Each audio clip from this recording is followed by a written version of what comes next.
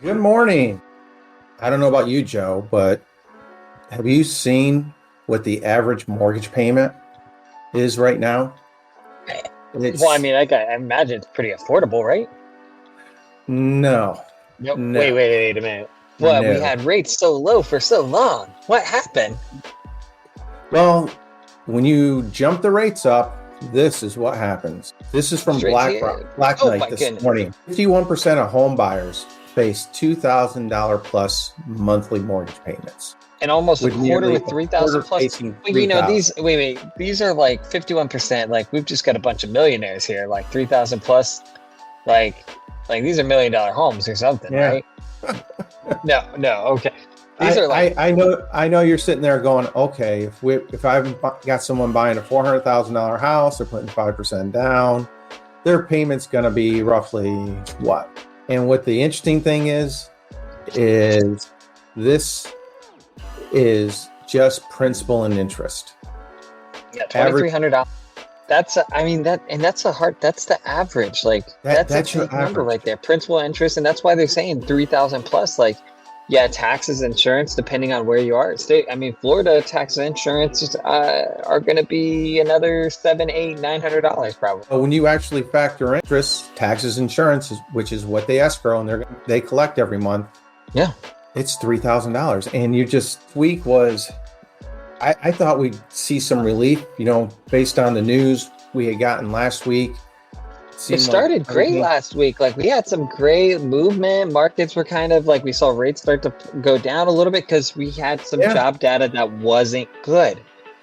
Yep. But then this Yep. week we had what? Nothing. We very Nothing. neutral, like very middle of the pack. No Yeah. news, like, hey, not worse, not better, nothing. But And rates reacted yeah. horribly. Look at what happened to the 10-year T. Here we go. End of the week last week, we had started to have that nice decline. We got down to 4.09. I was kind of hoping we'd break 4%. Just I'm Exactly. like, maybe we got enough. Maybe we got enough steam to break it. But coming out of Labor Day, bam, we're getting close to that high again of hmm 4.34. Yeah, we're right there. We're right And, there. I and mean, if we have one, 4.28. I mean, today the jobs report, right, came out and it Mm-hmm. kind of was in my mind, I'm like, it's hearing that I think we could see it worsening a little bit, see Yeah. rates worsening because they came back and said continuing claims went down for unemployment. Yep. Here we go. This is out of Yahoo News. The roles that continue to receive jobless benefits beyond the first week fell sharply to 1 million in the week ending August 26th, which from a revised 1.79 from a week earlier. So you've got, what's that, about 40, 50,000 people who came off of the long-term unemployment rolls. But we also 350 less jobs available than we had a month ago. Well, yeah, it is. It's good news, but if those 300 plus thousand, only 50,000 were people who found jobs, that tells me that businesses are tightening and withdrawing some of their job openings. When I look at it, I don't see that as enough. The rates back up. And then we come in here, our mortgage is at a 28-year low.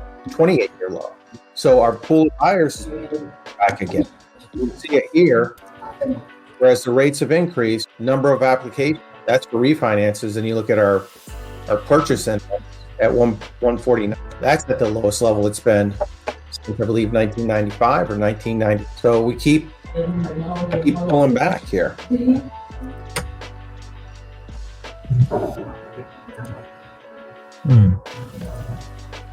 Oh, and then what we've been looking at is how is all this going to affect the Fed, and that's really the big question we've had for the past couple months, because we're really kind of hoping that the Fed is going to pull back and just stop the rate increases. And right now, you see everyone, it slowly has peaked up since the beginning of August from 85% to now 93%. So everyone pretty sure, and it's been priced into the market already, that the Fed's not going to raise rates September. But then we jump into our November meeting, and this is where it's starting to get a little scary again. And I've got to look at this as a home buyer, because back in August, 68% of people we weren't going to have rates raised again in November. And now that's dropped to 54%. And actually about 45% are feeling it's either going to be a quarter point increase, a half a point increase. You've actually got people who are looking at a half a point increase. So let me hop back here, making a lot of people nervous. And how I would look at this as a home buyer, where have been feeling maybe I'm going to put it off, I think I'm not going to. So I was just hitting on the fact that as a buyer, I've got to start really looking at this going into November, December, January, in that when you've got 45% of people believing that the Fed's going to do another rate increase in November, that's going to affect the 10-year T, which is going to more likely push rates up again. So we didn't hit it yet, but we're darn close. I made the prediction, I think back in February, that we'd be at by the end of the year, we'd be at that 8% interest rate. If this happens, if they do that rate increase in November, I think we're there. Yeah, I think as a matter of fact, 100%. 100% positive that we're going to be there. So when I'm looking at this as a buyer of a home, I'm kind of looking at going, is now the time that I want to go ahead and purchase? It goes up another quarter of a point. I mean, you're already looking at an average of $2,300. Are we going to jump to an average of $2,500? Jump to an average of $27,000? You look at the income that's required for that. I mean, you're going to have people making, families making $100,000. They're not going to be able to touch anything whatsoever. The thing I find interesting though is KB, the CEO of KB Homes, came out yesterday, and even with the rates going up, he still feels that home buyers are in the driver's seat, or home builders, are in the driver's seat, and that they're going to continue to have very good opportunities out there. Main one being no inventory of resales, which goes back to the same thing we've been discussing for months. Interest rate on a 15, 20, 30-year mortgage. Why am I going to want to put my house up on the market? Yeah. It just doesn't make sense. And it's just, and I can kind of understand, because they can absorb. So far, the prices haven't fallen. And until the resale inventory comes back up, it's not going to bring their prices down. And they're absorbing some of that cost of the rate buy downs in the price of the home, because they can still get it appraised at a high level. When you look at the overall value of homes, it's flatlined. It's pretty much flatlined. So they're still able to sell the homes at this price with a cost that's here, and maybe they've got to absorb a little bit for the rate buy downs, $7,000, $10,000, $15,000. So their profit margin maybe gets cut from 30% to 25%. That's not a bad deal. No. And when you're the only one on the block, it's a better deal overall than it has been for a long time. So looking at that, it's just the next couple months is going to make a big difference. Hoping we don't, like we seem to do going into every elections, we don't get an October surprise. I don't know why they like to do them in October, but boy, they always like to give us some kind of surprise in October. And there's a lot of back end economic news. I mean, China's still they're hurting. They're dropping They're trying to boost their currency. Japan's minister of finance came out, I think it was yesterday, again said that they're willing to prop up their currency, and to do that, they're going to have to dump U.S. dollars in order to buy their dollars, their currency. So when that happens, all of a sudden you get a flood of U.S. Treasury notes on the market. What's it going to do? It's going to increase. It has to increase the yield in order to sell them, which again can hurt mortgage rates. And then I think one of the biggest things that a lot of people haven't looked at and they've got to consider is Saudi Arabia and Russia both said they're going to extend production cuts of 1.3 million barrels combined until the end of December. And what's that doing to our gas prices? It's going to continue to bring them up. We're averaging about 370 a gallon right now. Yep. So which brings gas what's it cost prices to fill up, up which that brings inflation. You don't want to know. It really, oh gosh. It's affordable. Makes me want to work from home more often. But I think you're going to see like gas prices go up. That means inflation's going to go up, right? Continue to see and stay in the, inflationary numbers might be higher, this is exactly what Powell doesn't want to see. If those numbers are going to go up, he's going to drive to force it elsewhere, which is in the federal fund rate, those core, which will only hurt us. It's those core numbers. I thought it was going to be a boring week. I'm like, this is coming out of Labor Day, usually very quiet. Last week, like we mentioned, we had a good week. We started to see some pullback on the 10-year, getting us closer back down to that 7%. And it's not like there's any really exciting news. If it pullback in long-term unemployment, I don't feel like that's like anything that would rock my world if I'm the Fed. Well, everyone else is freaking out about it.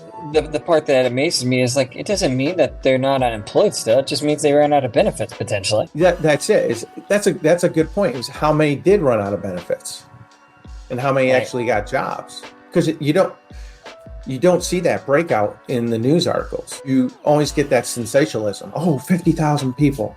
Well, when you've got 330 million people in the United States, okay, say 150 million of them are full-time employees, that's nothing. It literally is nothing percentage-wise. You get that sensationalism and, oh my gosh, the Fed's gonna change their ways. They're going, the economy's too hot. It's like, you and I get out there, we talk to a lot of people. I don't know too many people who feel the economy's like smoking right now. And that's the thing, like I think everybody sees and senses like what's being shared isn't what's happening, right? Like we all feel that way, right? Yep. Frustrating because when you look at the numbers underneath, it just doesn't make sense, doesn't add up for us. So, but let's take a look at our numbers here in Orlando for the week. End of the month last week. So we did take a little bit of a jump. We jumped to 515 from 410, which that's typical end of the month. Only 105. That seems a little low. Still seems very tight for our overall market. The median price, 425, is changed to 3.7%. But that's right within our window that we normally are. And we did see a little decrease, which kind of makes sense because we had more sales for the end of the month.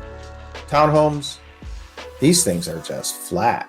End of the month and you only jumped, 21 closings for the month, for the last week.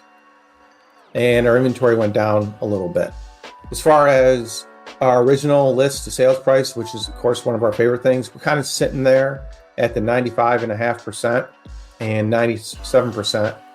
And then our average days on market still sitting above 30, 41, which if you got no one filling out mortgage applications, properties are going to sit longer.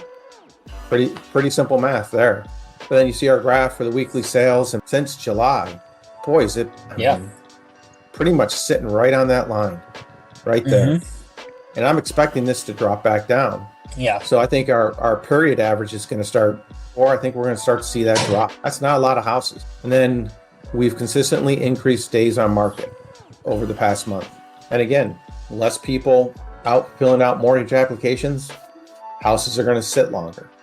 And that's something that has to be informed to sellers, is that, hey, you know, yes, our inventory is still relatively tight. We've got a heck of a lot less buyers than we've had in years. It's been less a 40% cut, even more than that, possibly. And this is something we haven't looked at in probably over a year.